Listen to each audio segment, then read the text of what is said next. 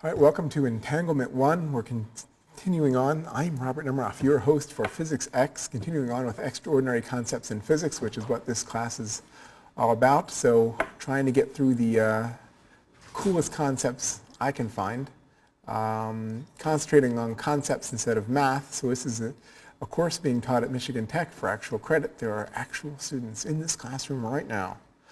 So you can find this wherever you found it if you're on the web, or you can go to find it on Google with the right search words, or you can go to some place called Starship Asterisk. What's that? We'll go to this, try to expand this and go there, and you'll find the lectures practically in sequential order at this point.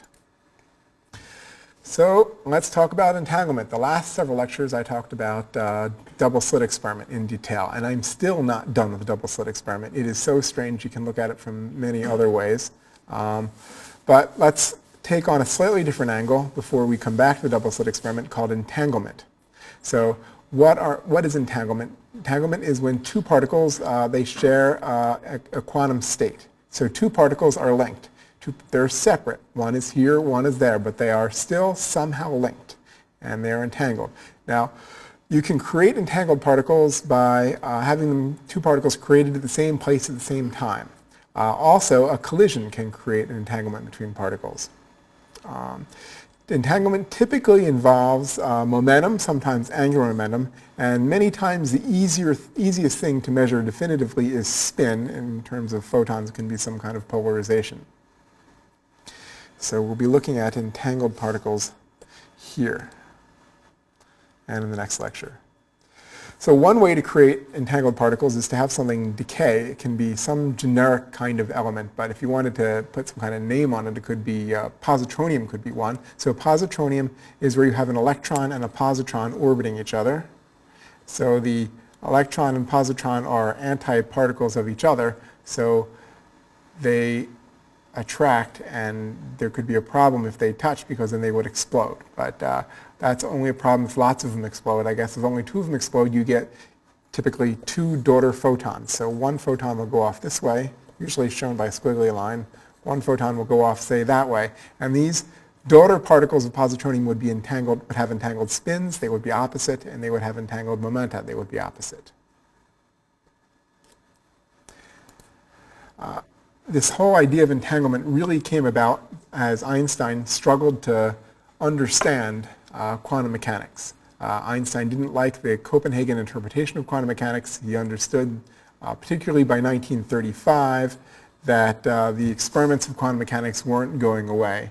And he thought quantum mechanics was an incomplete theory and that they just had to work harder to get to the details that weren't uncovered. So the way I think of it is that electrons had, hair, bells, and whistles on them, and we just couldn't discern that just now. So because we didn't have the equipment to see all the bells and whistles on things like electrons and photons and protons, that we just had to consider what's going on there statistically because we didn't have the mechanism to figure it out.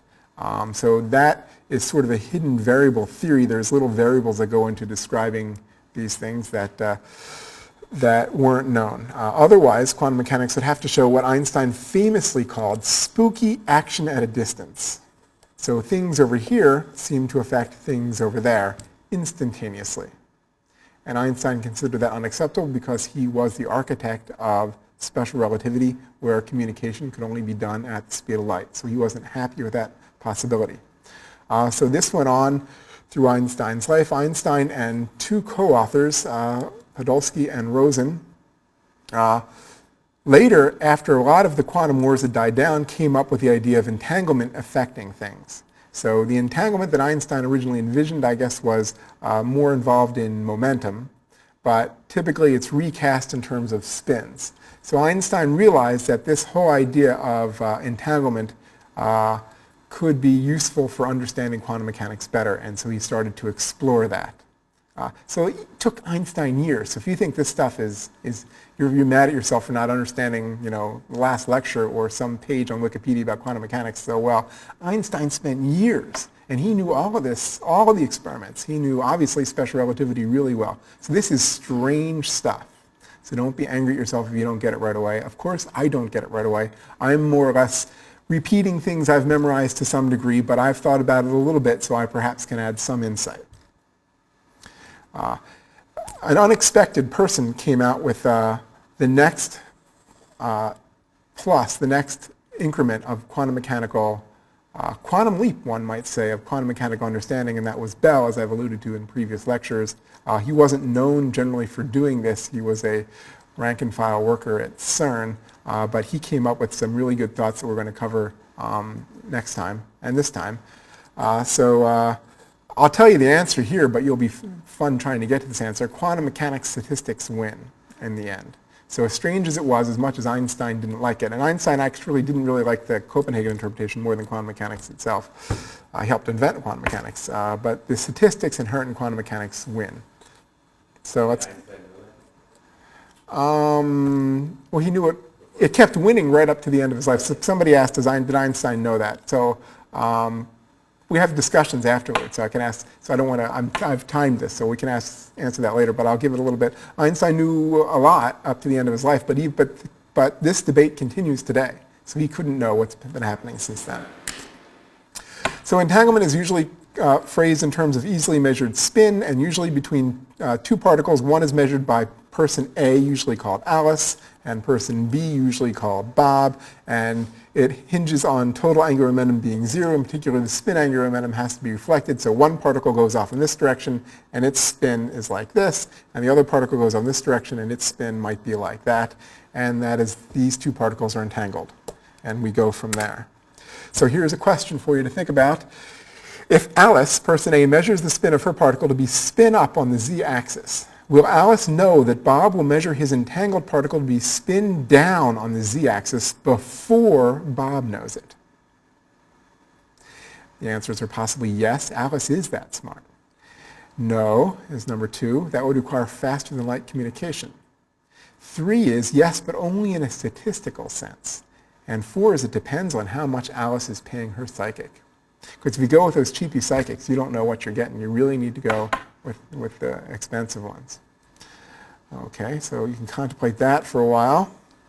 Now you're done contemplating because you've moved on to the next slide, or you haven't paused the video. So Alice, it turns out, is really smart. In fact, Alice knows that if Alice and Bob both measure the z-axis spin, that they will always get the opposite spin from each other. If they measured it on the x-axis, there wasn't, so you can consider the particle moves on the y-axis. So there's two axes here that they could measure things on. One can be the x-axis and one can be the z-axis. And I always get that mirror. Somebody say, oh no, z should be on this axis. It's conceptually similar. So if Alice and Bob both measure the x-axis, they'll continue to always get the opposite spins. So the next question is, does this by itself mean that Alice and Bob can communicate FTL, which means faster than light? Faster than light. FTL. Yes, no, maybe so. So you can think about that. That's where I've been going for a little bit of this. And the answer is no. It could be that the particles are created each having opposite spins. This could have been done with tennis balls, for instance. The correlation requires only conservation of momentum, not faster than light communication. So you could have two tennis balls being created, one spinning up, one spinning down, and if you measure the one that's spinning down, you know the other person is going to measure the one spinning up at any time. So that doesn't really require faster than light communication. The particles are created with attributes that are frozen as part of the hidden variables interpretation of quantum mechanics, though. So the idea of tennis balls is more of a hidden variables kind of thing. The tennis balls, everything is determined right when the tennis balls are created. Is that true of quantum mechanics? So next, Alice measures her particle's spin up on the z-axis, and Bob measures his particle's spin on the x-axis. So they measure now on different axes. Now, one of the strange things about this is that in classical mechanics, you can have any fraction of spin. So if your tennis ball is spinning on the z-axis and you measure its spin 10 degrees off the z-axis, you're going to get less of a spin around that axis. However, if you do it 90 degrees off on the x-axis, you're essentially measuring perpendicular. So there shouldn't be much information there. So what spin will Bob measure? Well, spin down, the opposite of Alice, spin up, the same as Alice, half the time spin up, half the time spin down, Or is Bob getting dizzy at this point with all of this spinning? So we will go to half the time spin up and half the time spin down. So it turns out that Bob's measurement is independent of Alice's measurement. Bob cannot tell from his measurement that Alice even exists.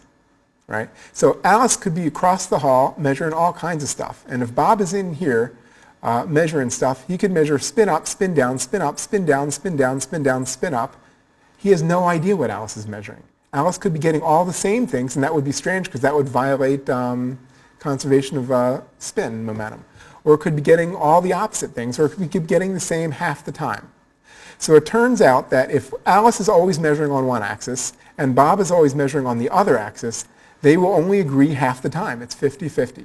If they always measure on the same axis, they will always get the opposite of each other.